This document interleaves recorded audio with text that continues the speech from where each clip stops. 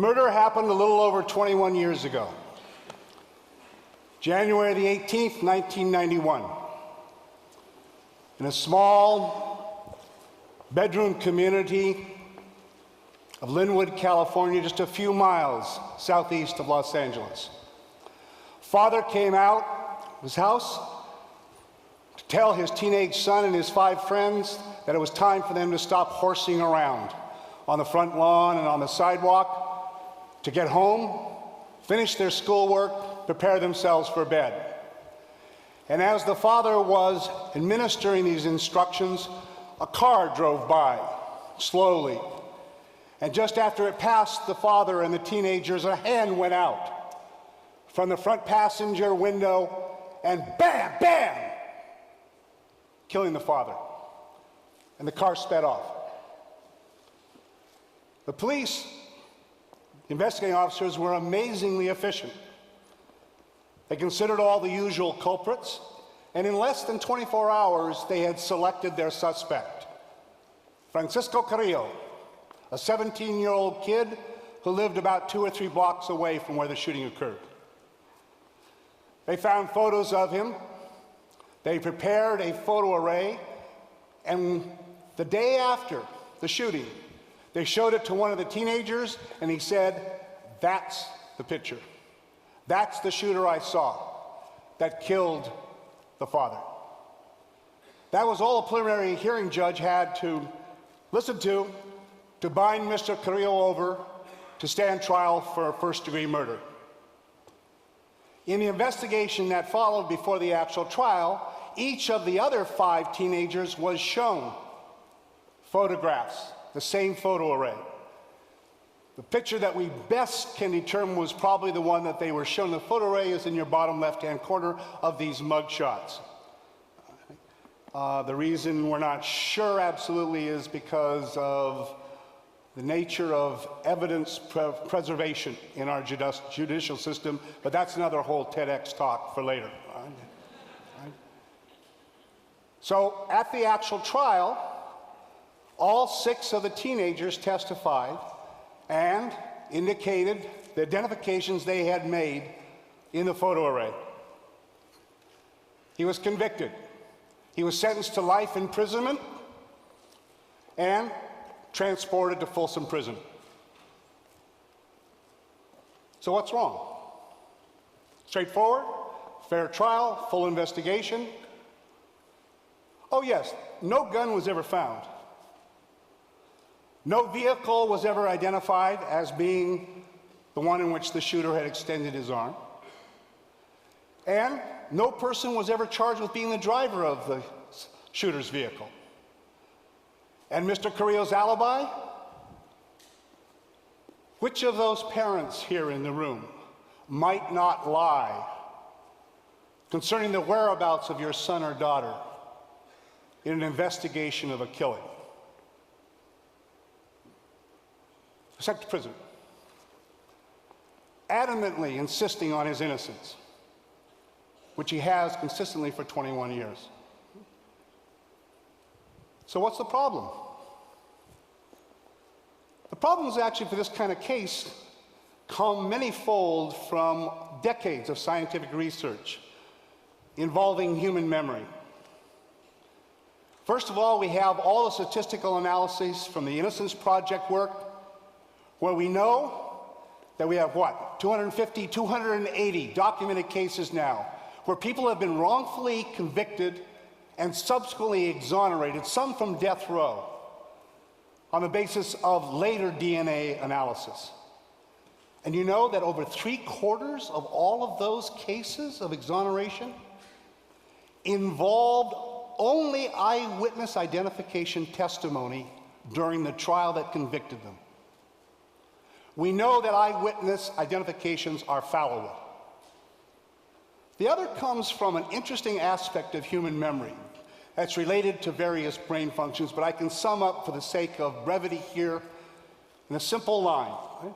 The brain abhors a vacuum.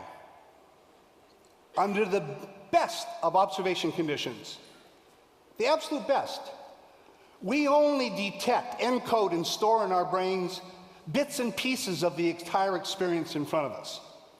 And they're stored in different parts of the brain. So now when it's important for us to be able to recall what it was that we experienced, we have an incomplete, we have a partial store. And what happens?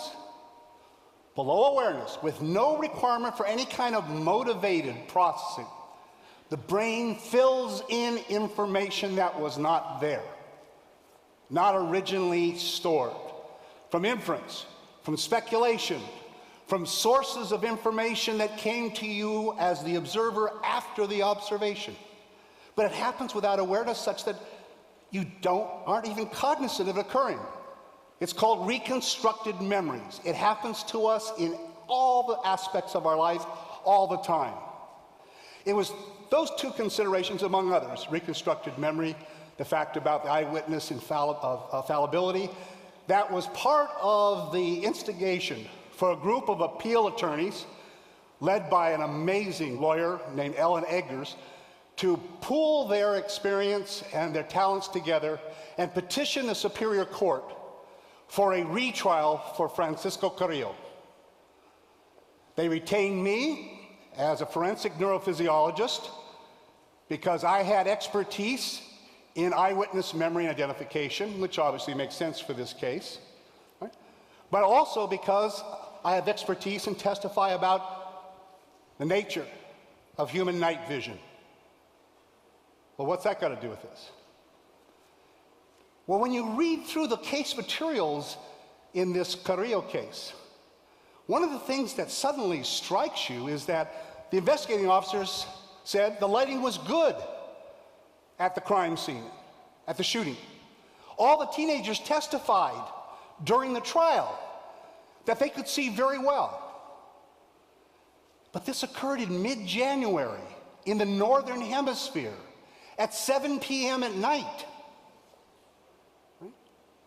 So when I did the calculations for the lunar data and the solar data at that location on Earth at the time of the incident of the shooting, all right, it was well past the end of civil twilight and there was no moon up the night. So all the light in this area from the sun and the moon is what you see on the screen right here. The only lighting in that area had to come from artificial sources. And that's where I go out and I do the actual reconstruction of the scene with photometers, with various measures of illumination and various other measures of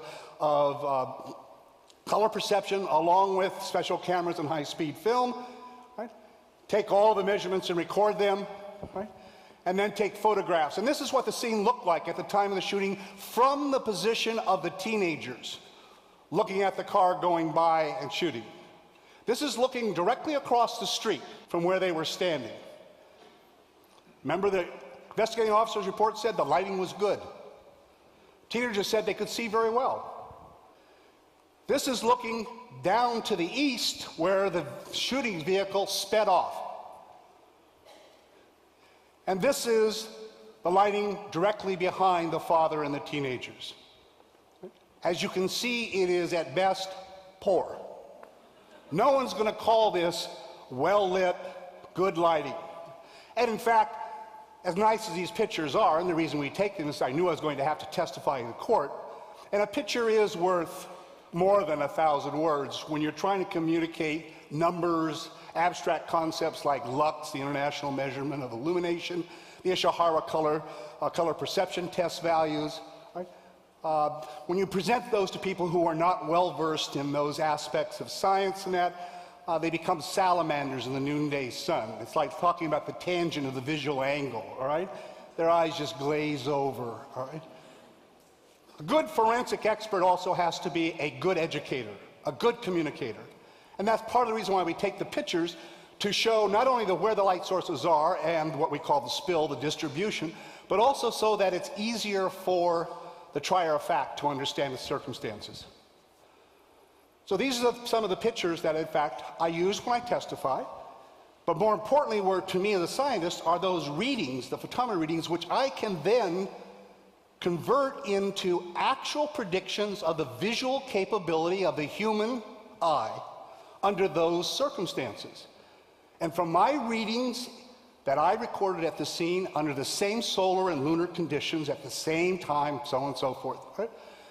I could predict that there would be no reliable color perception, which is crucial for face recognition, and that there would be only scotopic vision, which means there'd be very little resolution, what we call boundary or edge detection, and that furthermore, because the eyes would have been totally dilated under this light, the depth of field, the distance at which you can focus and see details, would have been less than 18 inches away.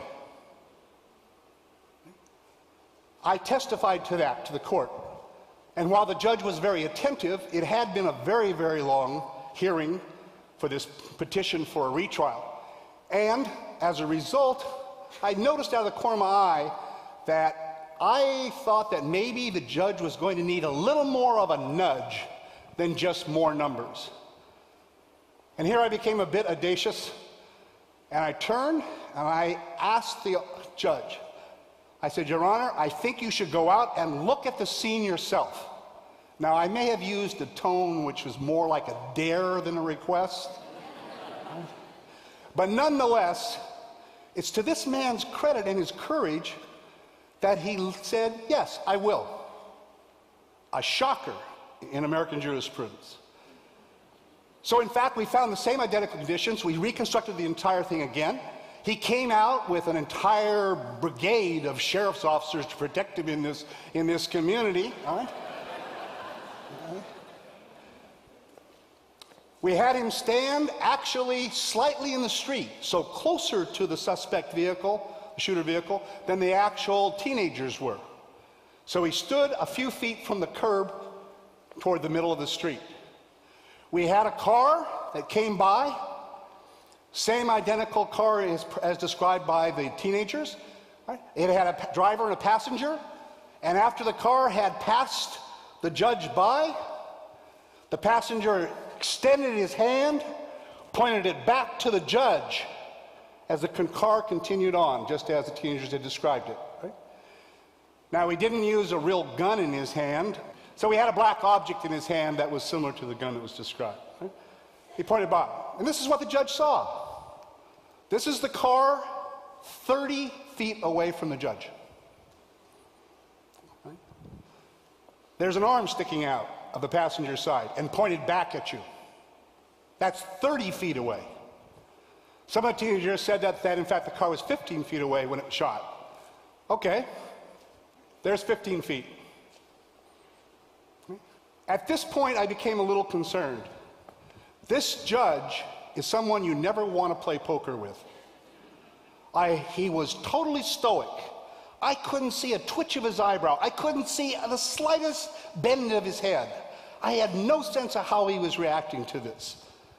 And after he looked at this reenactment, he turned to me and he says, is there anything else you want me to look at? I said, Your Honor, and I don't know whether I was emboldened by the scientific measurements that I had in my pocket and my knowledge that they are accurate, or whether it was just sheer stupidity, which is what the defense lawyers thought, when they heard me say, yes, Your Honor, I want you to stand right there. I want the car to go around the block again. And I want it to come, and I want it to stop right in front of you, 3 to 4 feet away, and I want the passenger to extend his hand with a black object, point right at you, and you can look at it as long as you want. And that's what he saw. You'll notice, which was also in my test report, all the dominant lighting is coming from the north side, which means that the shooter's face would have been photo-occluded, would have been backlit. Furthermore, the roof of the car is causing what we call a shadow cloud inside the car, which is making it darker. Right? And this is 3 to 4 feet away. Why did I take the risk? I knew the depth of field was 18 inches or less. 3 to 4 feet, it might as well have been a football field away. This is what he saw. Went back. There was a few more days of evidence that was heard. At the end of it, he made the judgment that he was going to grant the petition for a retrial. And furthermore, he released Mr. Carrillo so that he could aid in the preparation of his own defense if the prosecution decided to retry him, which they decided not to. He is now a freed man.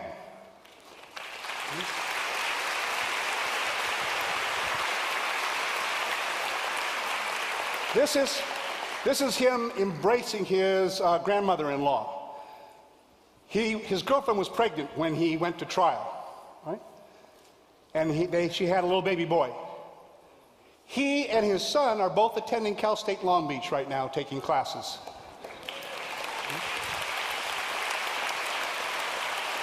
And what does this example, what's important to keep in mind for ourselves?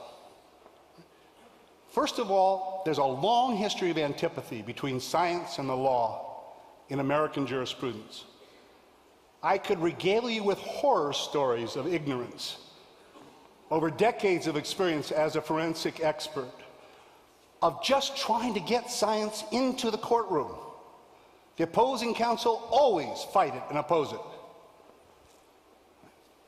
One suggestion is that all of us become much more attuned to the necessity, through policy, through procedures, to get more science in the courtroom. And I think one large step toward that is more requirements, with all due respect to the law schools, of science, technology, engineering, mathematics, for anyone going into the law, because they become the judges. Think about how we select our judges in this country. It's very different than most other cultures. All right? The other one is I want to suggest the caution that all of us have to have. I constantly have to remind myself about just how accurate are the memories that we know are true, that we believe in. There is decades of research, examples and examples of cases like this, where individuals, right, really believe. None of those teenagers, right, who identified him, right, thought that they were picking the wrong person. None of them thought they couldn't see the person's face. We all have to be very careful. All our memories are reconstructed memories. They are the product of what we originally experienced and everything that's happened afterwards. They're dynamic, they're malleable, they're volatile, and as a result, we all need to remember to be cautious that the accuracy of our memories is not measured in how vivid they are, nor how certain you are that they're correct. Thank you.